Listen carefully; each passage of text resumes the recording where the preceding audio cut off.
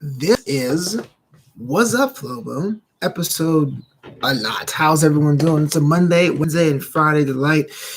I'm okay. I know you guys are on the mend. All right, great. Let me know in the chat. Let me know in the comment below. As we do these things, I figured this show is awesome. Wassup Flobo, because it gives me a chance to really just delve deep into aspects of my life and things I love, things I enjoy, things I'm experiencing, even though we're like, week 10, week 9 in this stay-at-home order lockdown, which seems to be easing as it is right now, and I got to figure out what's next in my life. Today, much like most episodes in the past, my secret origin episodes, when I go back and I talk about things that are how things got started, like the first time I did comedy or the first time I did, escape me now, the first time I became a DJ in Southern California. Those were secret origins. I want to talk to you about Knew Amsterdam and Knew Amsterdam Radio, because if you guys are following the brand, by brand I mean all the stuff I'm on, I talk about that podcast a lot. Shout out to Mo in the chat because his Rams are the bomb, but your words hurt. So Mo and I have been having this thing about American manufacturers. I'm a Ford guy. I like Ford. I'm a Ford shareholder.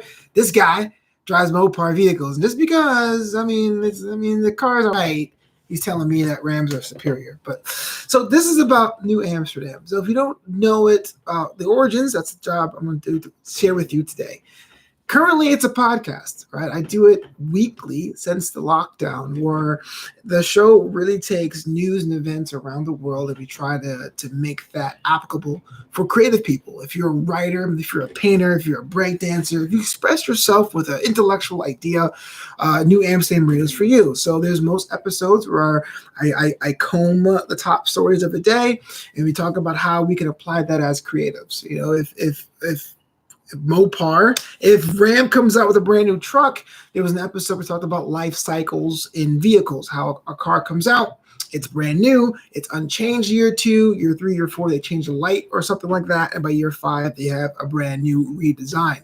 And how we could take that as creatives and say, hey, look, we have an expression of something we do, an album or a sound if we're a singer, or a kind of comedy for a comedian, tweak that, make that better, and then move on to something else and have yourself being fresh. But it wasn't always like that. Because even though now I have guests and I can ask them about their origin and their fright and struggles, Knew Amsterdam Radio was not supposed to be just a podcast. Knew Amsterdam, and it's spelled Knew. A lot of people think that it's a fan show for the medical drama Knew Amsterdam. Or if you're old enough, you remember about 12 years ago, Fox had a cop show also named Knew Amsterdam about an immortal guy who couldn't leave the island of Manhattan and couldn't die until he found his one true love. It has nothing to do with that. Knew Amsterdam started off as a stationery company. In fact, I actually have the model here. The notebook one was a notebook, and you're probably saying to yourself, what does Flobito have to do with stationery? Is even though I'm a comedian and I have my phone at my disposal, I liked writing my jokes down.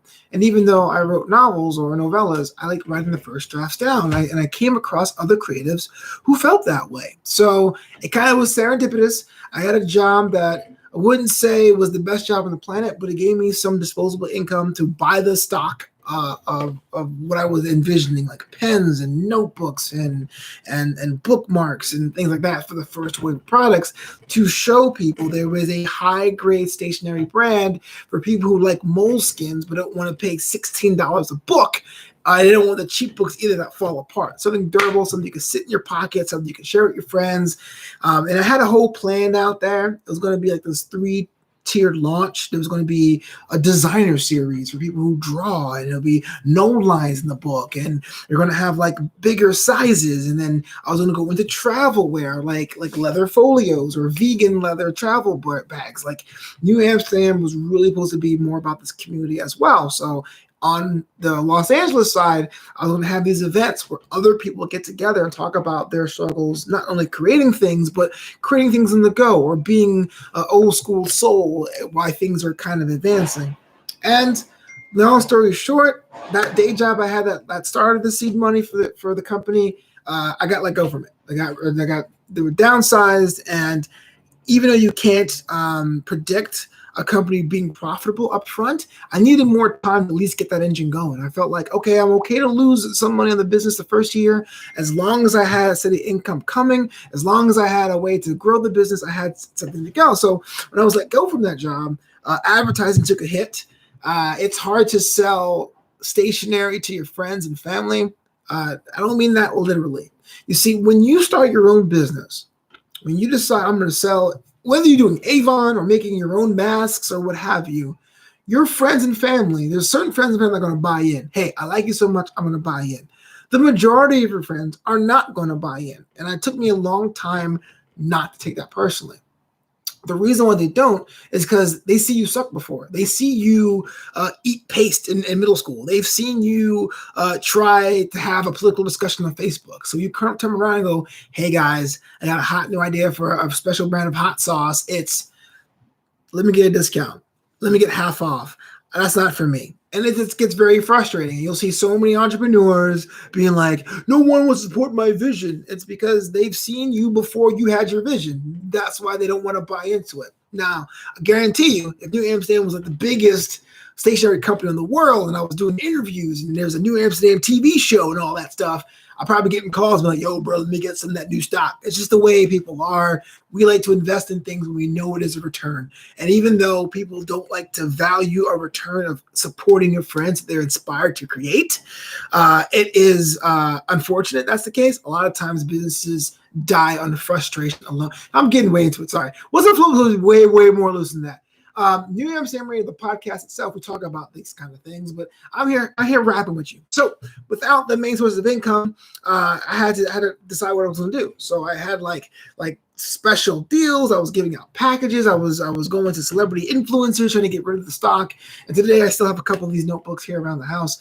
And it was odd to see it die because I knew that if it stuck with it, if I had the capital to stick with it, if I had outside investment, it really could have been something great. And as to this day, my DJ company officially is Knew Amsterdam Entertainment because I like the idea of, okay, Knew Amsterdam, NEW Amsterdam, New York City, right? That's what the original name for the Dutch was, but KNEW was this pursuit of knowledge. So imagine if it was just a city full of creative people like yourself. So I have the name, I have the domain name, I have the website. I want to keep this alive because I do think the name has value. It means a lot to me. I celebrate the birthday of the brand. It's May 17th, 2017. It still is my baby, even though it's changed in so many ways. So I decided to launch a podcast. It's talking about the things we talked about here. Eventually, it was my frustrations of what caused Knew Amsterdam's demise, but it kind of pivots to more of a positive thing. Hey, if I read this book, if I did this article, I'd have been a lot better. I'd have been a lot better with Knew Amsterdam. And so what? But then over time, some friends and some other business managers were, hey man, can I get on your show? I want to be interviewed by you because you have this weird way of looking at things. And I go, yeah, sure, whatever. And with the quarantine, it now comes out weekly, typically Thursdays. On Spotify, iTunes, Spreaker, Knew Amsterdam Radio. So that's why people see the Knew Amsterdam Radio and they wonder, like, is it about the TV show Knew Amsterdam? Is it about the city of Amsterdam? Like, do you know Amsterdam? But no, the idea was this brand that celebrated both metropolitan and creative kind of aspect, an artist community or colony, if it were a large scale and a fictional company. I don't regret launching the business. Again, most businesses fail. It was a write down, as they say.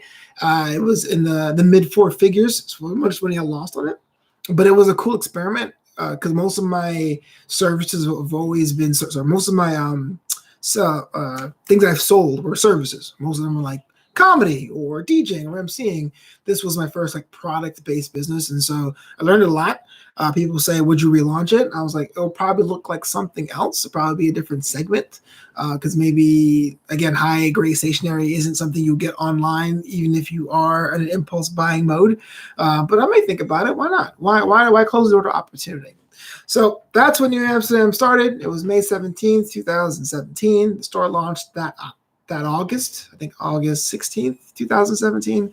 That's why it's near and dear to my heart. That's why my DJ business is technically Knew Amsterdam Entertainment. That's why I have the podcast still going, because I do think that brand has value. I do think that name has value, and I want to keep it alive until we really push it to the next level.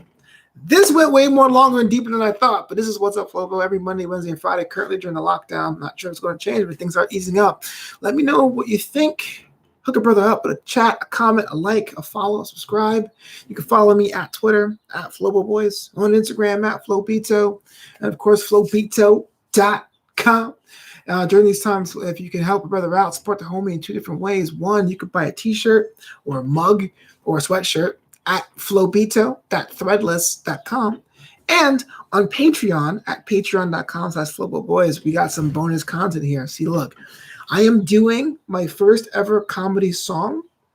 It's going to be fun. It's going to be released next month, wherever you stream. And so on Patreon, I'm doing a diary entry of the steps, me jumping into songwriting and as a comedian, how that works and why I do it and what the meanings of like my lyrics are. So I'm going through all of that this month. So please subscribe, support on patreon.com/FloboBoys, my new comedy song. I can't wait for you to hear it. It's coming out next month or whatever. But until next time, I will see you later. So peace out and stay cool.